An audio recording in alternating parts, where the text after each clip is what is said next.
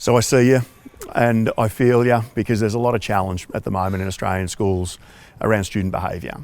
The truth is that kids have never been harder to teach than they are right now, and a lot of Australian schools are in struggle. And it's okay to be in that struggle, and it's okay to need a little bit of help with that.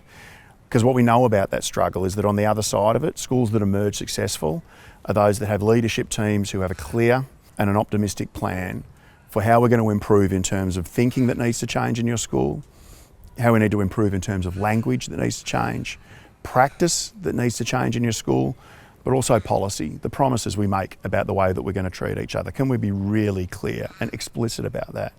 And if we can, then we can get your school to the other side of that struggle. I'm going to be running a workshop, and it's called Leading Whole School Behaviour Improvement. And not only will you learn about those key areas and about how to get out of struggle, but you're going to leave with a roadmap that has key actions that your school is going to take on the day after the workshop that are going to start you on the journey out of that struggle. Really hope you'll come along and join us.